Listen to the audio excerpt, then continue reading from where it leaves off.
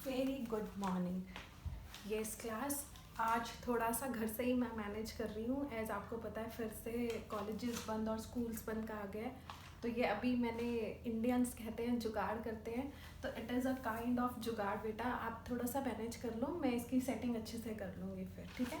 आज हम कर रहे हैं chapter 7, that is consumer protection act 1986। Unit 2 का ही बेटा ये चैप्टर है, that is consumer protection act 1986। ठीक है बच्चे, इसके अंदर देखो जो आपका पहला टॉपिक है डैट इज कंज्यूमर राइट्स। जो बेटा कंज्यूमर राइट्स हैं ये आपने सारे यूनिट 1 का जो चैप्टर 5 है हमने उसमें पढ़े हैं। Right to information, right to be heard, right to choose, मैंने बहुत अच्छे से वो कराए हैं और उसकी वीडियो भी डाली हुई है, तो आप प्लीज़ उसके लिए, इस टॉपिक के लिए आप वो वीडियो रेफर कर लेना, ठीक है। अब हम इसका नेक्स्ट टॉपिक पे चलते हैं, that is salient features of consumer protection. Consumer protection act के क्या क्या फीचर्स हैं हम उसकी बात कर रहे हैं। बहुत इजी है, फीचर्स में तो आप लोग वैसे ही माहिर हो चुके हो।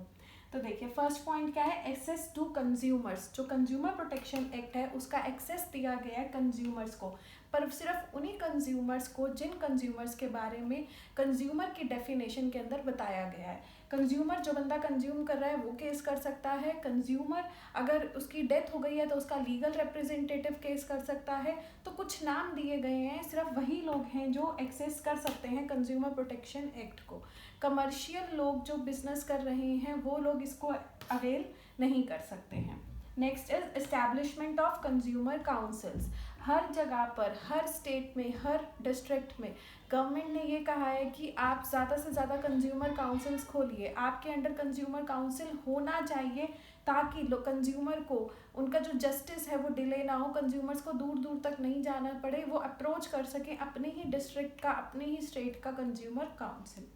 Next is establishment of quasi judicial bodies. इसका मतलब है कि आपको एस्टैब्लिश करनी है क्वासी जुडिशियल बॉडीज जो होती हैं बेटा 3 टायर बॉडीज होती हैं, that is on district level, on state level and on national level. ये 3 टायर बॉडी है जो 3 पार्ट्स पर अपना काम कर रही है।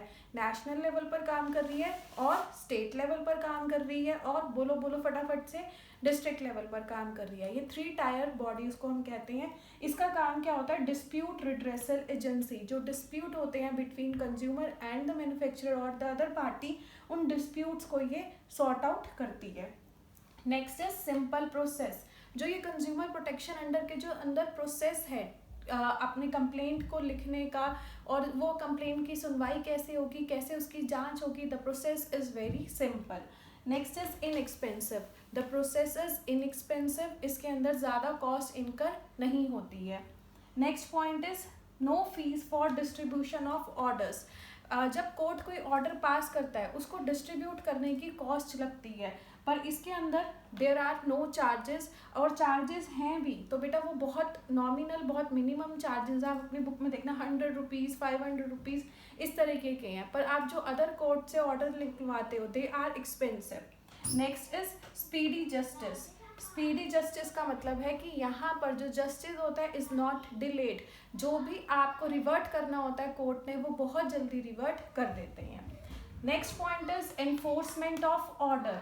जो ऑर्डर है उनको एनफोर्स कराया जाता है, ये नहीं कि पास कर दिया अब रखे रखो। If somebody has to reimburse you तो कोर्ट उसको कहता है that reimburse the person very soon.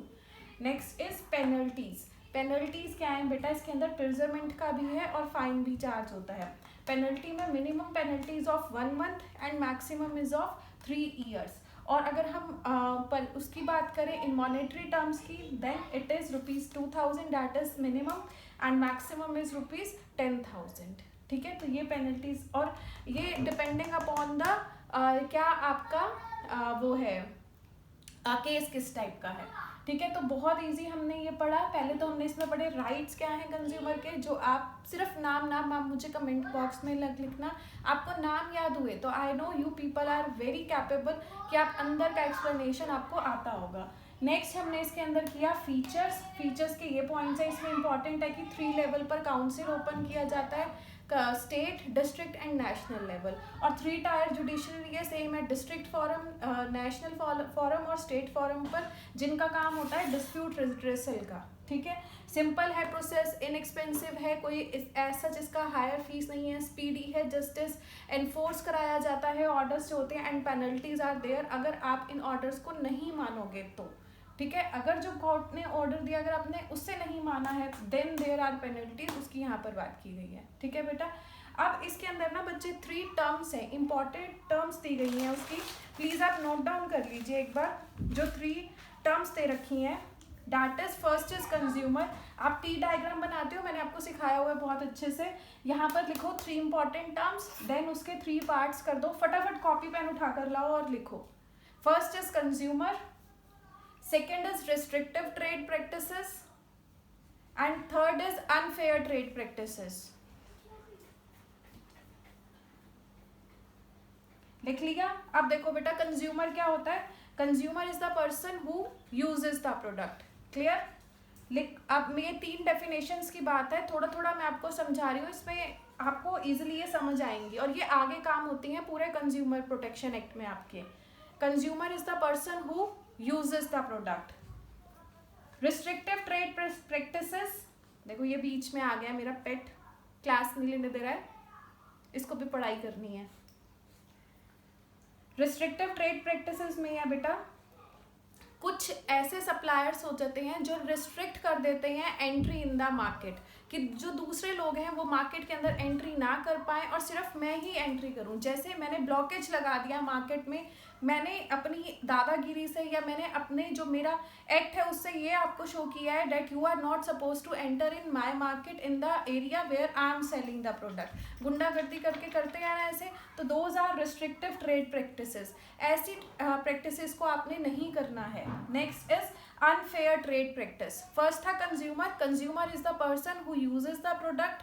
second is restrictive trade practices। restrictive trade practices are the practices which stop the competitors from coming into the market। monopoly की बात नहीं कर रही मैं यहाँ पर, monopoly से create होगा। restrictive trade practices are कि मैं ही रूल करूंगी मार्केट में, जैसे मैंने कहा है वैसे ही करना है, मेरी अपनी यूनियन है, मैं किसी और को एंटर ही नहीं करने दे रही हूँ कंपटीशन को मार्केट के अंदर।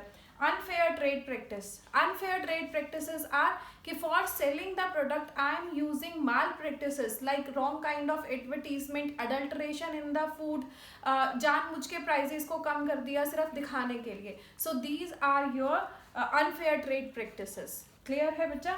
तो आज हमने ये इंपॉर्टेंट डेफिनेशंस की हैं। First is consumer, restrictive trade practices and unfair trade practice. आज का लेक्चर मुझे पता है थोड़ा सा बहुत क्लमजी हो गया है because of non availability of the equipments, proper fixing नहीं है। मैं पक्का ये करके अरेंज करके नेक्स्ट क्लास ट्राई करूँगी कि आपकी अच्छे से हो सके with my limitation of resources, and I hope आप ये सब समझते होंगे। तो आज का टॉपिक अगर समझ आया है तो प्लीज़ लाइक कर देना, नहीं समझ आया तो मुझसे पूछ लेना कि मैम ये चीज़ नहीं समझ आई।